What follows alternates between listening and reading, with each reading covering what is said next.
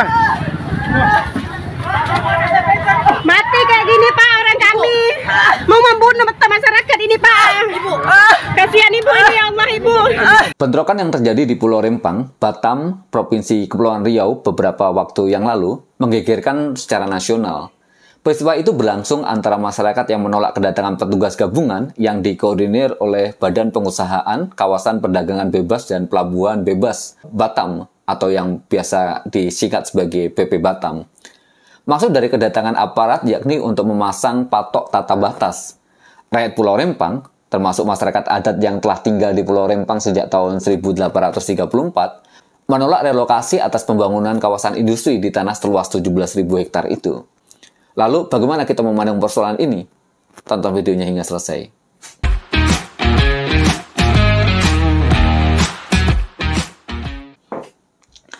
Investasi tidak boleh dijadikan dalih untuk mengusir rakyat dari tanah kelahirannya yang sudah dia tempati sejak berabad-abad lalu.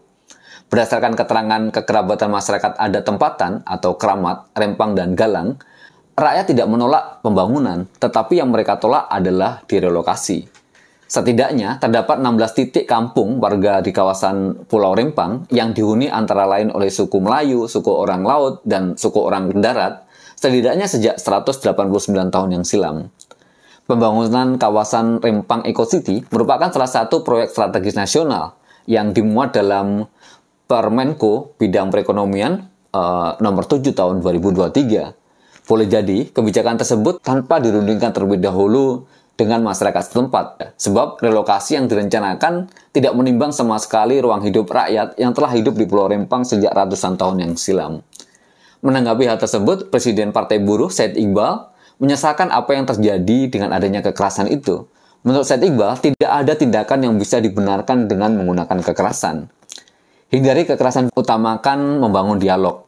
Apabila dialog bisa diutamakan, saya yakin tidak akan terjadi kericuhan yang lagi-lagi korbannya masyarakat kecil. Sementara itu, penolakan yang dilakukan oleh warga Rempang sendiri merupakan salah satu upaya untuk mempertahankan hak dasar hidupnya, yakni dengan mempertahankan kampung halaman yang sudah ada sejak ratusan tahun silam dan menjadi warisan dari para nenek moyang mereka. Iqbal juga menyampaikan, apa yang menjadi hak rakyat tidak boleh dirampas atas nama pembangunan. Apalagi dengan adanya pembangunan kawasan industri, ujung-ujungnya hanya akan melahirkan persoalan klasik bagi buruh, seperti upah murah, penggunaan outsourcing, dan berbagai praktek buruk lain yang selama ini bisa kita saksikan, terlebih-lebih dengan adanya Undang-Undang Cipta Kerja, atau yang biasa kita kenal sebagai Omnibus Law. Sementara itu, Angga Hermanda, Ketua Bidang Reforma Agraria dan Kedaulatan Pangan Esko Pusat Partai Buruh, mengatakan bahwa bentrokan Pulau Rempang ini berbanding terbalik dengan pendekatan Presiden Joko Widodo. Presiden, kata Angga, dalam sewindu terakhir telah fokus menunaikan reforma agraria dan penyelesaian konflik agraria melalui redistribusi tanah seluas 9 juta hektar. Presiden justru punya program prioritas membagikan tanah kepada petani, masyarakat adat, dan rakyat tak bertanah. Kemudian legalisasi tanah yang sudah ditinggali berpuluh tahun oleh rakyat. Namun peristiwa Pulau Rempang sesungguhnya meruntuhkan semangat Presiden Joko Widodo tersebut. Maka sudah jelas bahwa solusi relokasi tidaklah tepat, apalagi rumah yang dijanjikan BP Batam untuk warga Rempang yang terimbas relokasi baru selesai pada Agustus 2024 atau tahun depan. Sementara tawaran relokasi rumah susun sewa di kota Batam tidak representatif dan akan menghapus kehidupan serta budaya di Pulau Rempang yang selama ini sudah berjalan. Berdasarkan itu, Partai Buruh meminta kepada Presiden Joko Widodo untuk mengambil sikap tegas menegakkan keadilan agraria dengan membatalkan program strategis nasional Pulau Rempang, termasuk mencabut HGU perusahaan yang sudah terlanjur diberikan. Kebijakan itu sudah terbukti telah menyulut bentrokan, mengancam hak atas tanah, merusak wilayah adat, dan mengganggu kehidupan 16 kampung di Pulau Rempang. Dalam dinamika perkembangan sebuah bangsa, pembangunan seringkali dianggap sebagai tanda kemajuan. Namun, ketika pembangunan dilakukan dengan mengabaikan hak-hak dasar warganya, pertanyaan kemudian yang muncul adalah, siapa sebenarnya yang diuntungkan dari pembangunan tersebut? Maka sangat wajar kalau kemudian Partai Buruh sebagai salah satu entitas politik yang selalu berada di garis depan memperjuangkan hak-hak buruh dan masyarakat marginal, memiliki pandangan tajam terhadap fenomena penggusuran demi pembangunan. Indonesia, sebagai salah satu negara berkembang di Asia Tenggara, telah menjalani berbagai proyek pembangunan, mulai dari pembangunan infrastruktur, perumahan, hingga fasilitas publik lainnya. Namun, sering tersembunyi cerita tragis penggusuran yang menjadi harga yang harus dibayar oleh masyarakat. Penggusuran bukan hanya soal pemindahan fisik, tetapi juga perampasan hak atas tanah, perusahaan tatanan sosial komunitas, dan pengabaian hak-hak ekonomi masyarakat. Disinilah Partai Buruh mengambil peran kritisnya. Lantas, seperti apa pandangan Partai Buruh terhadap penggusuran? Yang pertama, hak atas tanah sebagai hak asasi. Setiap individu memiliki hak untuk memiliki tempat tinggal yang layak.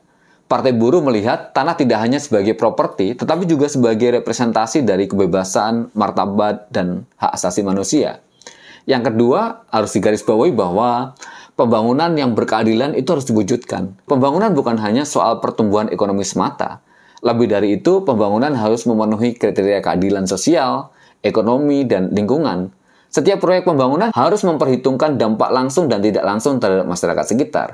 Dan yang ketiga adalah soal partisipasi masyarakat. Sebelum sebuah proyek pembangunan dilakukan, masyarakat harus dilibatkan dalam diskusi dan pengambilan keputusan.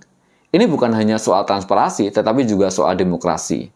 Partai Buruh yang selalu menekankan pada hak-hak buruh dan masyarakat marginal dengan tegas menolak praktek penggusuran yang tidak memenuhi asas-asas keadilan sosial. Partai Buruh menilai bahwa banyak penggusuran yang dilakukan dalam nama pembangunan justru menyisakan duka dan kesengsaraan bagi masyarakat yang tergusur.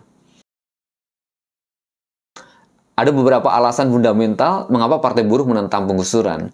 Yang pertama, penggusuran menyebabkan kehilangan mata pencaharian. Banyak masyarakat yang tergusur berasal dari kalangan menengah ke bawah yang mengandalkan lahan atau tempat tinggal sebagai sumber mata pencaharian. Penggusuran seringkali menghancurkan peluang ekonomi mereka. Yang kedua, kurangnya kompensasi yang adil. Meski pemerintah kerap menjanjikan kompensasi, namun realita di lapangan menunjukkan bahwa kompensasi yang diberikan seringkali tidak sebanding dengan kerugian yang dialami oleh masyarakat yang tergusur. Dan yang ketiga, penggusuran menghilangkan jati diri. Bagi banyak komunitas, lahan dan rumah bukan hanya tempat tinggal, tetapi juga simbol dari sejarah, budaya, dan jati diri mereka. Penggusuran tanpa mempertimbangkan ini menghancurkan ikatan komunal dan warisan budaya. Karenanya wajar kalau kemudian kita bisa menegaskan bahwa dampak penggusuran lebih dari sekedar pemindahan. Penggusuran seringkali menimbulkan dampak jangka panjang bagi masyarakat yang tergusur. Mereka tidak hanya kehilangan rumah, tetapi juga jaringan sosial, sumber penghasilan, dan akses ke sumber daya lainnya. Bagi anak-anak, penggusuran bisa berarti kehilangan akses pendidikan. Bagi orang dewasa, ini bisa berarti kehilangan pekerjaan. Bagi komunitas, ini bisa berarti disintegrasi struktur sosial. Karenanya, pembangunan yang inklusif dan berkeadilan adalah sesuatu hal ideal yang harus diwujudkan. Namun, ketika pembangunan dilakukan dengan mengorbankan hak dasar masyarakat, maka kita harus bertanya, untuk siapakah pembangunan ini? Partai Buruh melalui penolakannya terhadap penggusuran atas nama pembangunan, mengajak kita semua untuk merenung dan beraksi demi pembangunan yang lebih adil dan berkeadilan. Sebuah pembangunan yang memperhatikan hak-hak semua warga, bukan hanya kepentingan segelintir orang.